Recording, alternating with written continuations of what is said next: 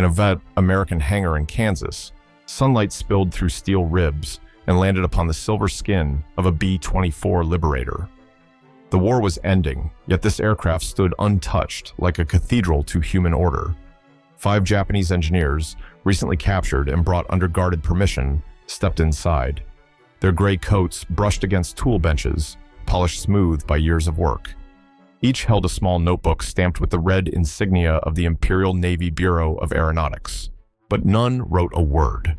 The air smelled of oil and cold metal. Somewhere far off, a wrench dropped, echoing like a church bell. They had imagined chaos, sparks, shouting, and haste, the way their own factories had sounded beneath sirens. Instead, the silence here felt sacred. Every tool was labeled, every hose coiled in its place. A young engineer named Tanaka stopped mid-step. His hand trembled as he traced the edge of the bomber's aluminum frame. Rivets lined up in perfect rhythm, 1,000 silver dots marking invisible intention. "This," he whispered, "is art built by discipline." The Americans nearby exchanged quiet glances but said nothing. They simply watched the men who had once sworn to destroy them, now standing still before a machine that had defeated them not by fire, but by planning. Outside the hangar, Kansas wind rolled across endless wheat fields. Inside, time seemed to hold its breath. No engines roared, no orders barked, only the faint hum of fluorescent lights above, and the realization, painful, beautiful, that the true power of war did not live in hate or flags, but in the calm precision of those who built rather than broke. If you value stories like this, don't forget to like and subscribe. It helps preserve forgotten chapters of history. And tell us where you're watching from and what time it is there. They gathered around the open fuel bay like surgeons entering an operating room.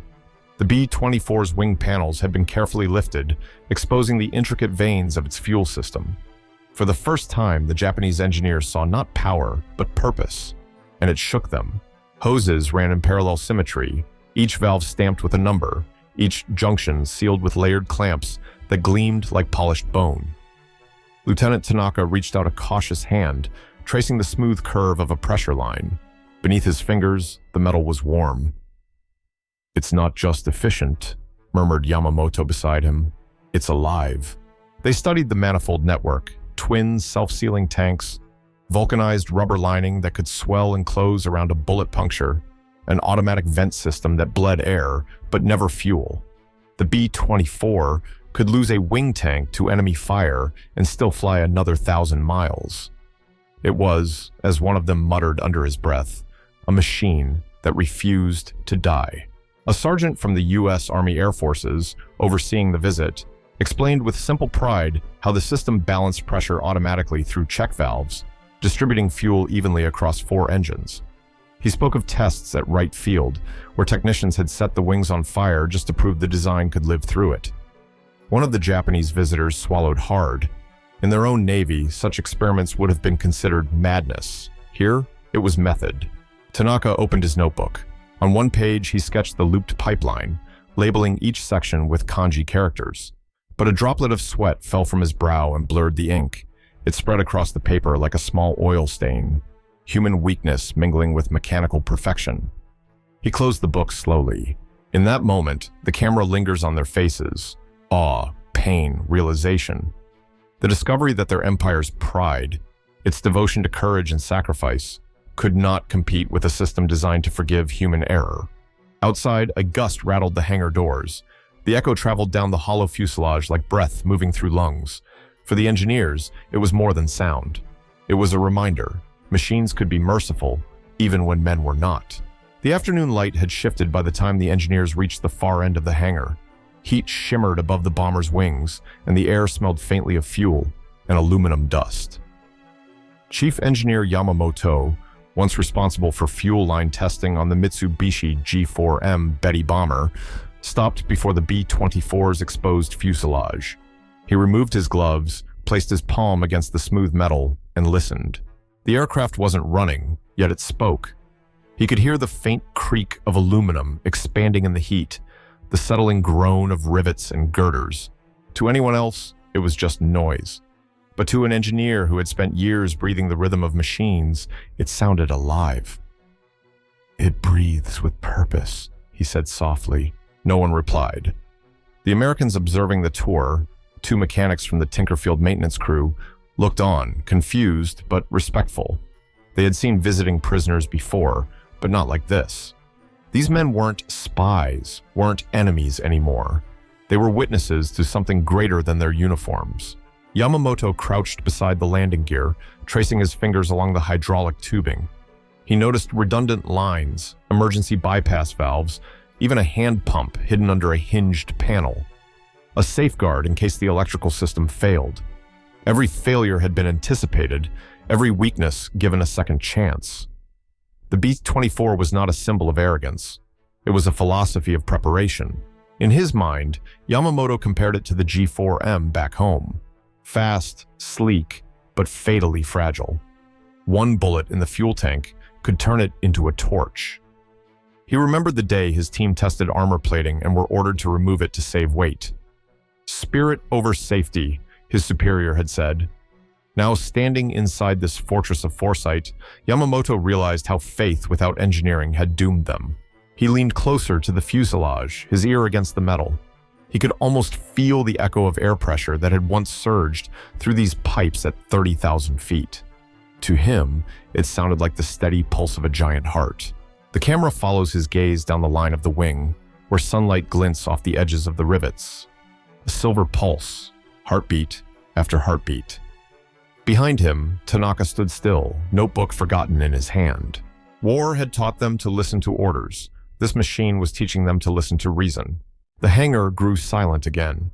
Outside, the wind picked up, carrying the faint clang of tools, the sound of men building, not destroying.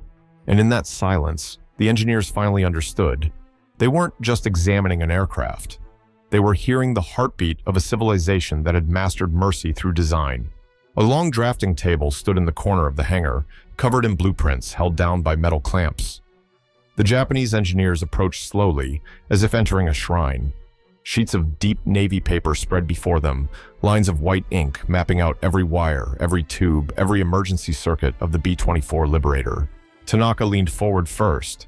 He traced the clean geometry, fuel lines cross-referenced with power relays, redundancy notes, even small handwritten annotations.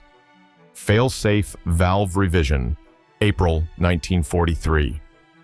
He could feel the intelligence radiating from every line.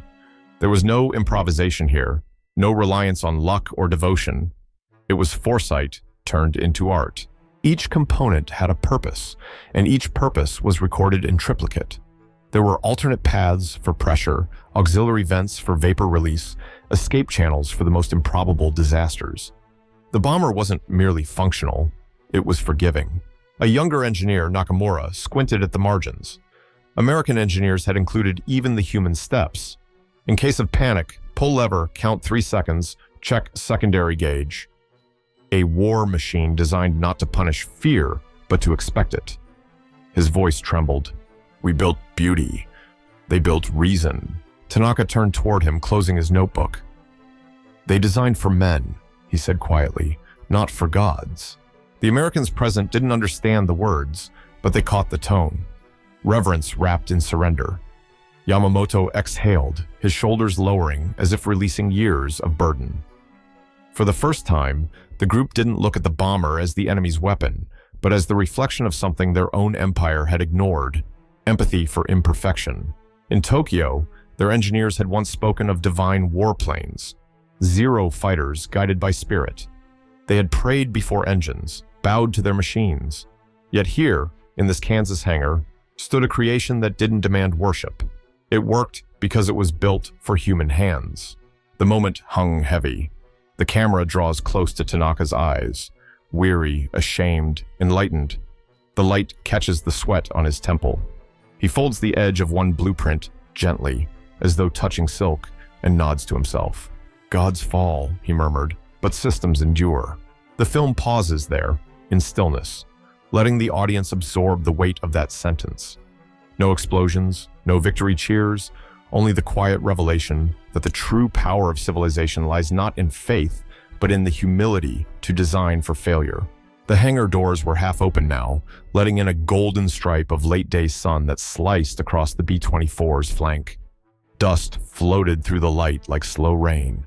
The inspection was nearly over.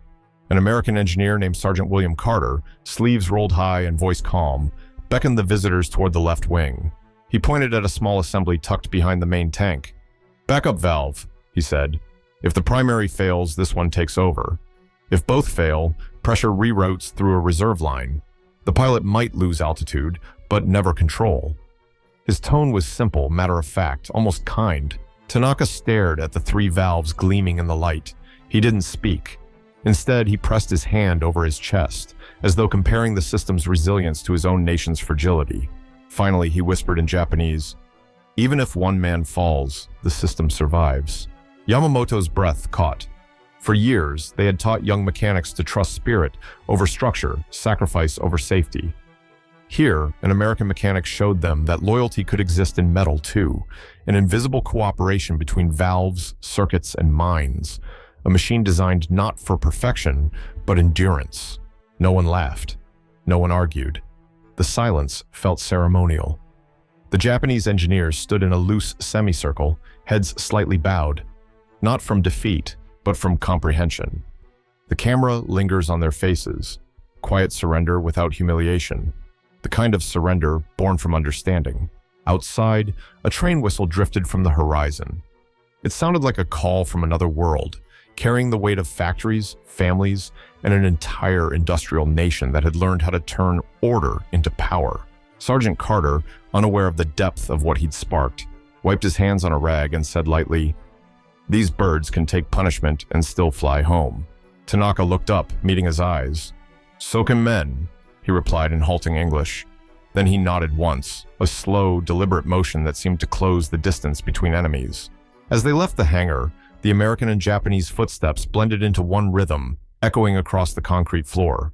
There were no flags here, no speeches, no medals, only the sound of boots, proof that understanding sometimes arrives quietly, without translation, without victory. The camera fades on the image of the B-24's open fuel bay glowing in the sunset, valves catching the last light of day, like hearts still beating after the war has ended. Months later, the war was over. Japan lay in ruins, rail lines twisted, factories bombed flat, blueprints burned to ash. But in one of the few surviving lecture halls at the University of Tokyo, 5 men gathered beneath a flickering lamp. Dust covered the desks. The walls still bore scars from shrapnel. Yet, amid the silence, chalk met slate again. Tanaka stood before the blackboard, his posture straight despite the cold. He picked up a piece of chalk and wrote 3 words. In English, not Japanese. Planned, tested, forgiving. He turned to the others, his eyes sunken but alive. "That's why they won," he said quietly. "Because they designed for failure, and we designed for faith." The camera pans across the room. Yamamoto flipping through a salvaged notebook filled with sketches of the B-24's fuel lines, Nakamura rewiring a broken radio to demonstrate redundancy. They weren't copying the Americans blindly. They were translating philosophy into survival. From those dim rooms came blueprints for a new Japan. Not one of conquest, but of precision. In the coming years, engineers like Tanaka joined what became Toyota's first post-war design bureau. They abandoned hierarchy and ritual for iterative testing, using the same principle the B-24 had taught them. Every part must support the next. The scene shifts, montage style. A mechanic in Nagoya kneels beside a prototype engine, adjusting a valve that no longer leaks. A young woman in a Tokyo factory tests a carburetor for a small motorcycle, the future Honda dream. Streetlights flicker on across Osaka as generators hum again. The night is no longer silent. It's industrious. In a brief archival cutaway, a report from 1952 reads, "Japanese manufacturing efficiency has increased by 312% since occupation. The transformation didn't come from slogans. It came from systems, from learning that discipline could outlast defeat." Tanaka, now older, walks through a workshop humming with activity. The smell of grease and steel fills the air. A young apprentice asks, "Sensei, what makes a good design?" Tanaka pauses, resting a hand on the boy's shoulder. "One that forgives the man who makes a mistake," he says. The boy nods, uncertain of its meaning, and returns to work, but the camera lingers on Tanaka's expression. Quiet satisfaction, tinged with melancholy. He looks toward the open window, where the factory lights reflect off puddles from a recent rain. For a moment, the reflection resembles the glint of B-24 aluminum, the memory of the machine that taught him humility. Japan was rebuilding, not from pride, but from comprehension, from a system that breathed like the future itself. 40 years later, in the summer of 1985, a conference hall in Seattle buzzed with polite applause as the International Society of Aeronautical Engineers honored visiting delegates from around the world. Among them, an elderly man with silver hair and steady eyes took his seat near the back. His badge read, H. Tanaka, Japan. The moderator introduced a session on fuel systems of the Second World War. On the screen appeared a blueprint, white lines on blue paper, unmistakably the same B-24 schematic Tanaka had once traced with trembling hands. A young American engineer pointed to the feed lines and smiled. "This design," he said, "was so efficient that modern aircraft still follow its basic logic." Tanaka's fingers tightened around his pen. The memories returned like light through dust. The smell of oil in Kansas, Yamamoto's hand on the metal skin, the quiet shame that had turned into resolve. When the moderator invited him to speak, the room fell still. "Do you still remember the B-24, sir?" someone asked. Tanaka rose slowly, leaning on his cane. "Every line," he said, "every valve." It was not just an aircraft. It was a philosophy. He paused, searching for the words that had lived in his chest for 4 decades. "They did not only plan fuel," he continued softly. "They planned forgiveness." A silence settled, vast and heavy. In that silence, the audience seemed to feel the echo of 2 worlds meeting, one built on discipline, the other on redemption. Tanaka looked around the hall and saw young engineers taking notes, their pens moving quickly, just as his had once done. He smiled faintly. "When you design," he said, "remember that perfection dies easily. Forgiveness lasts." Later that evening, as the conference emptied, Tanaka lingered in the museum next door. Behind a glass wall stood the restored B-24 Liberator, its fuel bay illuminated under soft white light. He walked closer, his reflection merging with the silver skin of the bomber. The metal gleamed like living breath. He reached out, fingertips resting just shy of the glass. The camera draws close, his eyes moist, the hum of the building fading away. No music, only the faint whisper of ventilation, the quiet exhale of history itself. Outside, wind moved through the night, carrying with it the sound of a distant aircraft, a reminder that the machine he once feared had become the teacher he'd never forgotten. The war had ended decades ago, yet some battles never truly closed. For men like Tanaka and Yamamoto, victory was not measured by flags or borders, but by comprehension. The quiet realization that intelligence, humility, and mercy could coexist in steel. The B-24 Liberator, once a symbol of destruction, had become something far gentler in memory, a teacher of systems, of patience, of design that respected human frailty. The camera drifts through the museum one last time. Visitors pass beneath the wings without knowing that in 1945, those same wings had changed the course of another nation's thinking. A child points to the exposed fuel line, asking his father what it does. The father answers simply, "It keeps everything balanced." Tanaka's words echo faintly through time. They didn't just plan fuel, they planned forgiveness. Outside, night gathers over the tarmac. The air hums with the faint vibration of distant engines, the kind that once carried men across oceans and ideologies. The reflection of the bomber glows softly in the glass, as if breathing still. History does not vanish. It transforms, reshaped by those humble enough to learn from it. Perhaps that is what progress truly means. Not the triumph of one side over another, but the moment when an enemy's brilliance becomes your foundation, when understanding replaces pride.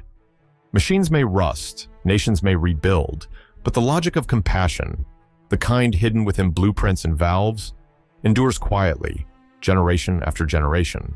As the lights dim, the last image remains, a rivet catching the glow of the exit sign, pulsing once like a heartbeat before fading into silence.